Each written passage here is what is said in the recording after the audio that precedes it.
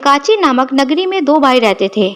उनके नाम थे प्राणधर और राजधर। ये दोनों भाई लकड़ी के खिलौने बनाने में निपुण थे। फिर भी उनका गुजारा मुश्किल से ही चलता था, क्योंकि दोनों भाई बहुत ही आलसी थे। एक दिन ये दोनों भाई लकड़ी लेने के लिए जंगल में गए। अचानक तेज बारिश होने लगी। वर्षा से बचने के लिए वे एक गुफा में घुस गए। गुफा के अंदर हल्का हल्का प्रकाश हो रहा था। दोनों भाई प्रकाश की दिशा में बढ़ने लगे तो उन्हें वहाँ बहुत से खिलौने रखे दिखाई दिए जो लकड़ी के बने थे। खिलौनों को देखकर राजधर ने अपने भाई प्राणधर से कहा, भाई प्राणधर, देखो तो कितने सुंदर खिलौने हैं। प्राणधर कुछ जवाब देता, इससे पहले ही गुफा में फर्श पर रखे लकड़ी के वे खिलौने हिलने डुलने लगे। फिर देखते ही देखते इधर से उधर भाग दौड़ करने लगे। यह विचित्र दृश्य देखकर राजधर और प्राणधर घबरा गए। तभी एक व्यक्ति उनके सामने आकर खड़ा हो गया। उसने कहा, इन खिलौनों के अंदर मैंने कुछ विशेष यंत्र लगा रखे हैं। उनकी ही सहायता से ये खिलौने चलते फिरते हैं। आप कहाँ रहते हैं? राजधर ने उस व्यक्ति से पूछा। बहुत दूर घने वन में, वह व्यक्ति बोला। मैं कभी कहीं आता जाता नहीं हूँ। अब खिलौने बनाने भी बंद कर दिए हैं मैंने। हाँ, वर्ष में एक दिन इस गुफा में जरूर आता हूँ। यहाँ मेरे गुरु की समाधि है, उसी पर फूल चढ़ाने के लिए आता हूँ। यह विद्या मैंने अपने गुरु से ही सीखी थी। पर आपने खिलौने बनाने बंद क्यों कर दिए? प्राणधर ने जानना चाहा। जिस दिन मैंने ये खिलौने बनाकर पूरे किए, उसी दिन मेरे गुरुदेव स्वर्ग सुधार गए। बस तभी से मैंने निर्णय लिया था कि अब आगे से मैं खिलौने कभी नहीं बनाऊंगा। यह कहकर वह व्यक्ति उदास हो गया। दोनों भाइयों ने उसे अपने बारे में बताया। फिर कहने लगे, हम दोनों भी यह विद्या सीखना चाहते हैं। क्या आप हमें भी यह विद्या सिखाएंगे? सिखा तो दूंगा, उस व्यक्ति ने कहा, किंतु उस विद्या का गलत उपयोग कभी मत करना, अन्यथा तुम बहुत पछताओगे। दोनों भाइयों ने उसकी बात पर सहमति व्यक्त कर दी। तब वह उन दोनों को एक तरफ ले गया और उसने उन्हें कल पुर्जों से चलने वाले खिलौने बनाने की कला सिखा दी। उसे धन्यवाद देकर दोनों भाई अपने नगर लौट आए।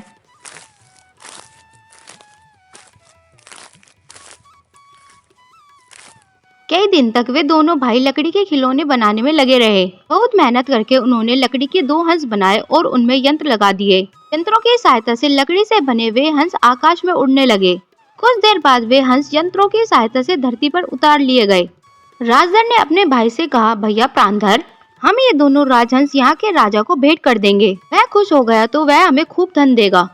प्राणधर कुछ देर तक सोचता रहा, फिर बोला, मेरे विचार से तो हमें हंसों वाली बात किसी को बतानी नहीं चाहिए। हंसों को तो हम राजा के खजाने में भेजेंगे। ये वहाँ से खूब सारा धन चुरा लाएंगे। इस तरह हम बहुत जल्दी धनवान बन जाएंगे। राजधर को भी अपने भाई की बात यह ठीक जची। बस वे रात के समय हंसों को राजकोष के बाहर ले गए। फिर यंत्र घुमाया और लकड़ी वाले हंस उड़कर राजकोष वाली इमारत के अंदर चले गए।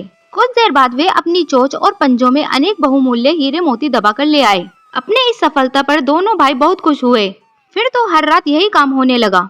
इसी बीच उन दोनों भाइयों ने लकड़ी के 2 उड़न खटोले भी बना लिए। हंसों के लाए गए हीरो मोतियों से वे जल्दी धनवान बन गए। राजकोष के हीरे मोती चोरी होने की बात काची के राजा को पता चली तो वह परेशान हो उठा।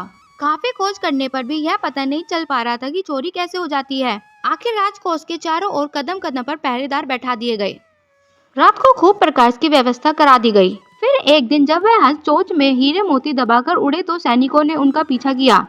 राजधर और प्राणधर ने हंसों के पीछे पीछे सैनिकों को आते देखा तो वे समझ गए कि गड़बड़ हो गई है। अब उनके प्राण संकट में थे। प्राण बचाने का एक ही उपाय उनकी समझ में आया। वे तुरंत छत पर पहुँचे। वहाँ रखे उड़न खटोले में बैठकर वहाँ से उड़ गए। काची नरेश के सैनिकों को खाली हाथ लौटना पड़ा। उस दिन के बाद राजकोष में चोरी होना बंद हो गई। उड़न खटोले में बैठकर दोनों भाई अलग अलग दिशाओं में निकल गए। राजधर का उड़न खटोला समुद्र के किनारे जा उतरा। वहाँ एक नगर बसा हुआ था। राजधर नगर में जा पहुँचा। वहाँ उसे खड़े खड़े बहुत देर हो गई थी, किंतु उसे वहाँ कोई व्यक्ति दिखाई न दिया। आखिर वह अंदर पहुँचा। उसने सारा नगर छान मारा, पर सब जगह सन्नाटा था। नगर के सारे मकान सोने के बने हुए थे। चौड़ी सड़कों पर फलदार वृक्ष लगे हुए थे। राजमार्गों के पास बनी नहरों में स्वच्छ जल बह रहा था, लेकिन वहाँ रहने वाला कोई नहीं था। राजधर को भूख लगी तो उसने पेड़ से तोड़कर फल खा लिए। नहर से पानी पीकर अपनी प्यास बुझा ली। घूमते घूमते शाम हो गई। लगता था जैसे किसी ने सारे नगरवासियों को जादू के जोर से गायब कर दिया हो। रात हुई तो सब तरफ अपने आप प्रकाश हो गया। राजधर एक मकान में घुसकर सो गया। इसी तरह कई दिन बीत गए। एक बार राजधर के मन में आया कि वह अपने नगर लौट जाए, क्योंकि यहाँ के अकेलेपन से उसकी तबीयत खराब होने लगी थी। फिर उसे विचार आने लगा, काची गया तो राजा अवश्य ही मुझे प्राण दंड दे देगा। क्या पता भाई कहाँ हो सकता है वह ढूंढता ढूंढता मुझे यहाँ आ जाए।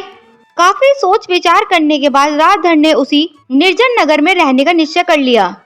जब अकेलेपन से उसकी तबीयत खराब होने लगी तो उसने फिर से खिलौने बनाना शुरू कर दिए। पहले लकड़ी के पशु पक्षी बनाए, फिर कुछ पुरुष और स्त्रियां बनाई। खिलौनों में यंत्र लगाए तो वे चलने फिरने लगे। अपनी कलाकारी को देखकर राजधर मन ही मन में खुश होता रहा। अब वह उस खिलौना नगर का राजा था। लेकिन यह खेल ज्यादा दिन तक उसका मन न बहला सका। वह उदास रहने लगा। उसे गुफा वाले व्यक्ति की चेतावनी बार बार याद आती, इस कला का कभी गलत उपयोग मत करना, नहीं तो बहुत पछताओगे। कभी कभी उसे लगता था कि अब वह कभी इस निर्जन नगर से छुटकारा नहीं पा सकेगा। एक दिन राजधर मकान की छत पर खड़ा था, तभी उसे घोड़ों की टापों की आवाजें सुनाई पड़ी। उसने आवाज की दिशा में देखा तो सामने से कुछ घुड़सवार उसे आते हुए दिखाई दिए। राजधर ने महीनों से किसी जीवित प्राणी को नहीं देखा था। उन घुड़सवारों को देखकर उसे बहुत खुशी हुई। वह छत से नीचे उतरकर दौड़ता हुआ नगर के बाहर आ गया।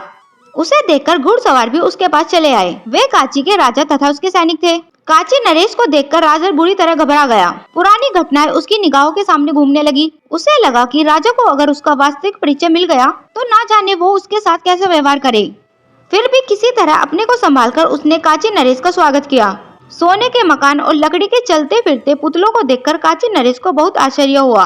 उन्होंने राजधर से उसका परिचय पूछा और कहा, इस नगर में आप अकेले जीवित प्राणी हैं, ऐसा क्यों?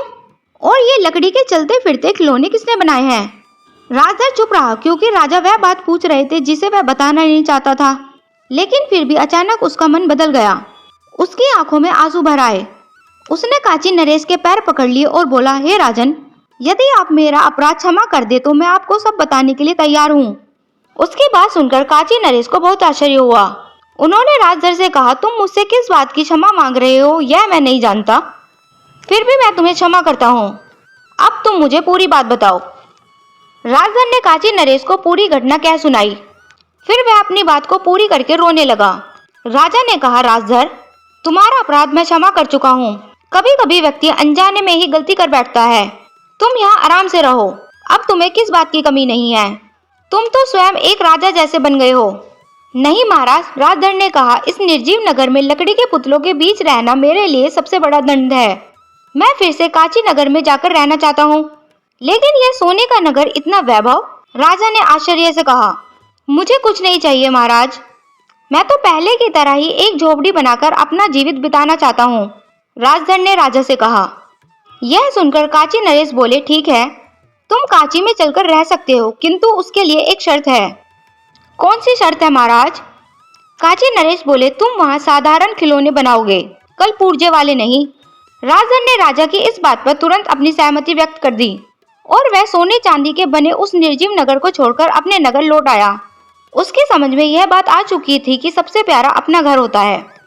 तो दोस्तों, इस कहानी से हमें शिक्षा मिलती है, इंसान को कभी भी किसी चीज़ के लिए ज़्यादा लालच नहीं करना चाहिए। दोस्तों, अगर आपको हमारी कहानी अच्छी लगे तो हमारे चैनल को लाइक कीजिए, शेयर कीजिए और सब्सक्राइब कीजिए।